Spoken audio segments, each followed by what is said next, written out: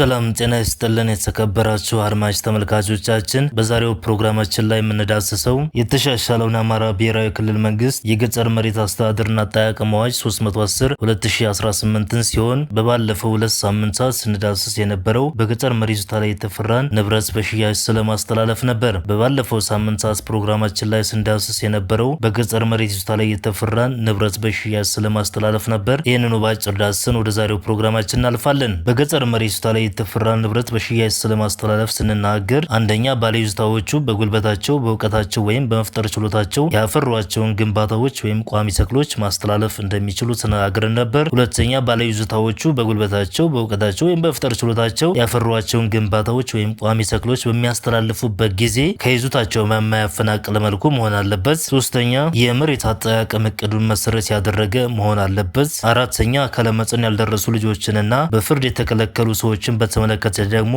የፍርድ ቤት ይሁንታ ያስፈልጋል። አምስተኛ የሽያጭ ውሉ ሊኖረው የሚገባውን ፎርማሊቲ ደግሞ በጽሁፍ ሆኖ በፍትህ አካላት መረጋገጥና መመዝገብ ሲኖርበት ይህ በፍትህ አካላት የተረጋገጠውና የተመዘገበው የውል ቅጂ ለሚመለከተው ወረዳ ወይም ከተማ መሬት ጽሕፈት ቤት ወይም መምሪያ መላክ እንዳለበት ተነጋግረን ነበር። ስድስተኛ ምን ያህል መጠን ነው ማስተላለፍ ያለባቸው የሚለውን ደግሞ ስንመለከት ግንባታን በተመለከተ ሁለት የተለያዩ መጠኖች አሉ። አንደኛ በከተማ ወሰን ተጠቃለው ርክክብ ባልተደረገባቸው ይዞታዎችና በከተማ ክልል በተጠቃለሉ የገጠር ቀበሌዎች ውስጥ የሚገኙ ባለይዞታዎች እስከ 500 ካሬ ሜትር ማስተላለፍ ይችላሉ። ሁለተኛ ከከተማ ክልል ውጭ ባሉ የገጠር ቀበሌዎች ውስጥ የሚገኙ ባለይዞታዎች ደግሞ እስከ 1000 ካሬ ሜትር ድረስ ማስተላለፍ ይችላሉ። ቋሚ ተክሎችን በተመለከተ ደግሞ ባለይዞታ ያለው የመሬት ይዞታ ሙሉ በሙሉ በቋሚ ተክል ተሸፍኖ ከተገኘ ቋሚ ተክል የለማበትን ይዞታውን ግማሹን መሸጥ ይችላል። ይሁን እንጂ ካሉት ማሳዎች ውስጥ ከፊሉ በቋሚ ተክል ተሸፍኖ ከተገኘና ከጠቅላላው ይዞታው ከግማሽ በላይ እስካልሆነ ድረስ የለማውን ማሳ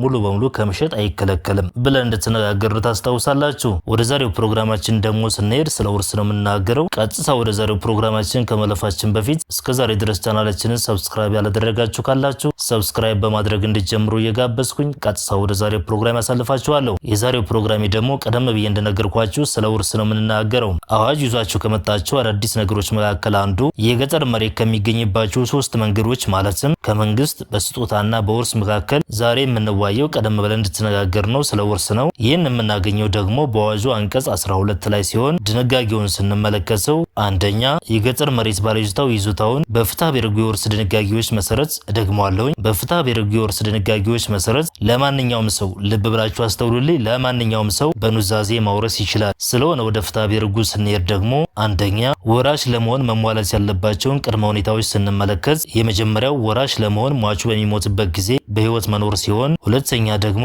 ለወራሽነት ያልተገባ ወይም አንወርዚ ያለመሆን ነው። ሁለቱም ራሳቸውን የቻሉ ሰፊ ርዕሶች ስለሆኑ በቀጣይ እንደምመለስባቸው ቃል እየገባሁኝ ወደ ቀጣዩ ነጥባችን ስናልፍ በኑዛዜ የሚደረግ ውርስን ስንመለከት በሀገራችን ህግ መሰረት ኑዛዜ በ3 ፎርማሊቲዎች ይደረጋል። አንደኛ በግልጽ የሚደረግ ኑዛዜ። ይህ ኑዛዜ አይነት ኑዛዜ ተናዛዡ የተናገረ ማንኛውም ሌላ ሰው ወይም ተናዛዡ ራሱ የሚፈጽመው ነው። ይህ ኑዛዜ መደረግ ያለበት በ4 ምስክሮችና በተናዛዡ ፊት ሲሆን ኑዛዜውን መነበብ አለበት ብቻም ሳይሆን ይህ ፎርማሊቲ መሟላቱን ወይም መፈጸሙን የተፈጸመበት ቀን የማያመለክት ከሆነ ፈራሽ ነው። እደግመዋለሁኝ፣ መነበብ አለበት ብቻም ሳይሆን ይህን ፎርማሊቲ መሟላቱን ወይም መፈጸሙን የተፈጸመበት ቀን የማያመላክት ከሆነ ፈራሽ ነው። ይህም ብቻም ሳይሆን ተናዛዡና 4ቱ ምስክሮች ወዲያውኑ ፊርማቸውን ወይም የአውራ ጣት ምልክታቸውን ካላደረጉበት እንዲሁ ፈራሽ ነው። ምስክሮችን በተመለከተ ደግሞ አካላዊ መጠን የደረሱ መሆን አለባቸው።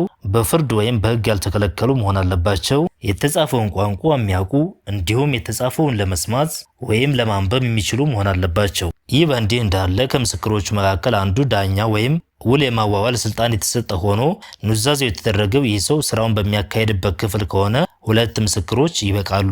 ሁለተኛ በተናዛዡ ጽሑፍ የሚደረግ ኑዛዜ።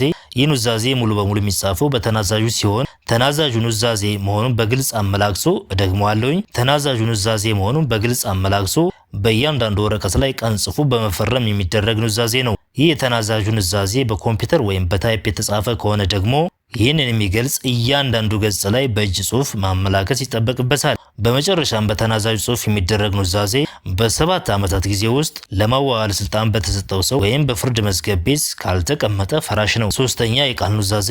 የቃል ኑዛዜ ለያዝነው ፕሮግራማችን ብዙም የማያስፈልግ ስለሆነና ኑዛዜ የውርስ ክፍፍልን ስለማያካትት እናልፈዋለን። ስለሆነ ከላይ በተዘረዘሩት መንገዶች ባለይዞታው ይዞታውን በኑዛዜ በፍትሐ ብሔር ሕጉ መሰረት ለማንኛውም ሰው በውርስ ማስተላለፍ ስለሚችል በዚህ ምክንያት የመንግስት ሰራተኞች የገጠር መሬትን ወራሽ ሆነዋል ማለት ነው። ሁለተኛ በአንቀጽ 12 ንዑስ አንቀጽ 2 መሰረት ባለይዞታው አንደኛ በኑዛዜ ሳያወርስ በሞተ ጊዜ፣ ሁለተኛ ኑዛዜው ፈራሽ በሆነ ጊዜ በፍትሐ ብሔር ሕጉ ያለ ኑዛዜ ውርስ ድንጋጌዎች መሰረት ውርሱ ለወራሾች ይተላለፋል ማለት ነው። ይህንንም ከፍትሐ ብሔር ሕጉ ስንመለከት አንደኛ የመጀመሪያ ደረጃ ዝምድና የሚባሉት የሟች ልጆች ወይም የሱ ተተኪ ወራሾች ሲሆኑ፣ ሁለተኛ ደረጃ ዝምድና ማለት ደግሞ ሟች ልጆች በሌሉበት ጊዜ እናትና አባት ወይም የነሱ ተተኪ ወራሾች ሁለተኛ ደረጃ ወራሾች ሲሆኑ ውርሱ በእነርሱ መካከል እኩል ይከፈላል። ሶስተኛ ደረጃ ወራሾች ደግሞ አያቶች ይሆናሉ ማለት ነው። አራተኛ ደረጃ ወራሾችን ስንመለከት ደግሞ የሟች ቅድመ አያቶች እንደሆኑ የፍትሐ ብሔር ሕጉ ይነግረናል። በጥቅሉ የዛሬው ፕሮግራማችን አድማጭ ተመልካቾቻችን እንደሰማችሁት ነበረ።